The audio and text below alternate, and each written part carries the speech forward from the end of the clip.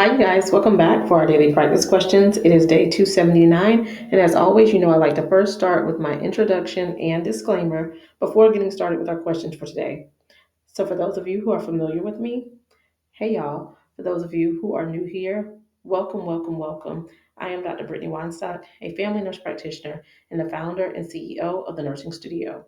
I provide resources, tools, review courses, review videos, review books, digital flashcards, Q banks, one-on-one sessions, and more to assist nurses as well as nurse practitioners with success on their boards as well as in practice. I've been doing this since 2015, assisting nurses and nurse practitioners internationally with exam success. But y'all know my disclaimer and reminder is that we know there's no absolutes in medicine.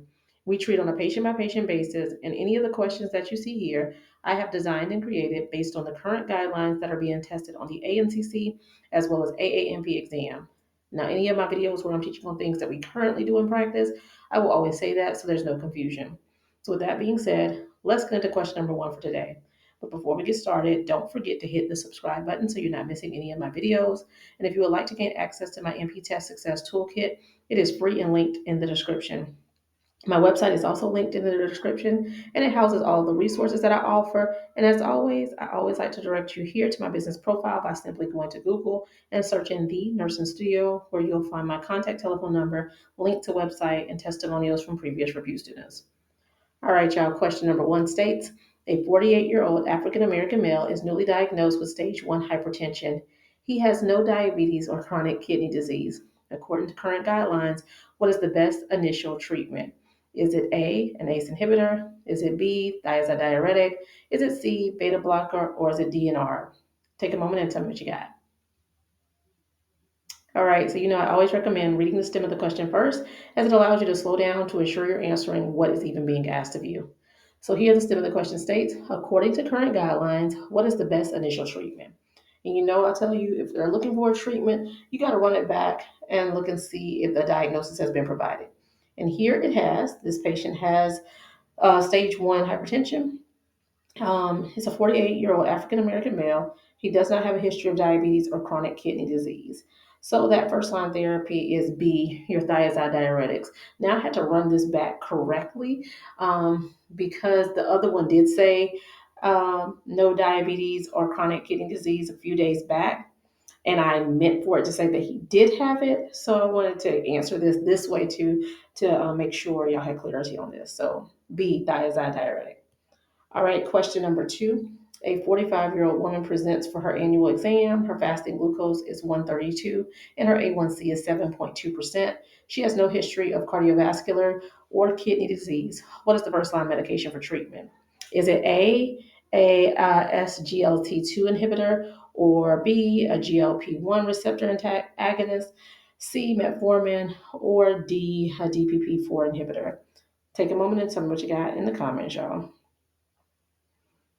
All right, and stem of the question here states, what is the first line medication for treatment? So again, we need to run it back and see if a diagnosis has been provided.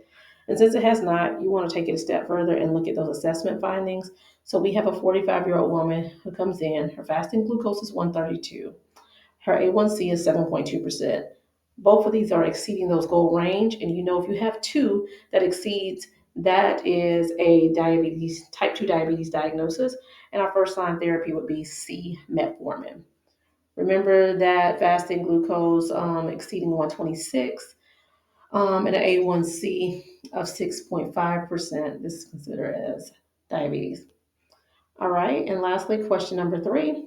A competent adult patient refuses a life-saving blood transfusion for religious reasons. What should the nurse practitioner do? Is it A, administer the transfusion because it's life-saving? Is it B, obtain a court order? C, respect the patient's decision and document the refusal? Or D, attempt to persuade the patient to change their mind? Take a moment and tell me what you got, y'all. All right, and stem of the question here, what should the nurse practitioner do? All right, so we have a competent adult patient refusing a life-saving blood transfusion for religious reasons. So the best answer is C. You want to respect the patient's decision. This is autonomy. This person is competent, so they have the right to make that decision, and you just need to document the refusal. All right, you guys, I hope you found this helpful. As always, be sure to like, comment, subscribe, and share with whoever you may think may find this beneficial as well. But y'all know what to do. Y'all make sure y'all meet me back here. And if you need any of the resources that I do offer, feel free to reach out to the nursing studio. You can give us a call, you can shoot us a text message, or shoot us an email. And everything that I offer is linked in the bio of this channel, including my website. And as I mentioned previously, my website is also linked in the description of this video. All right, y'all. Y'all know what to do. Y'all make sure y'all meet me back here. Happy studying. Bye, y'all.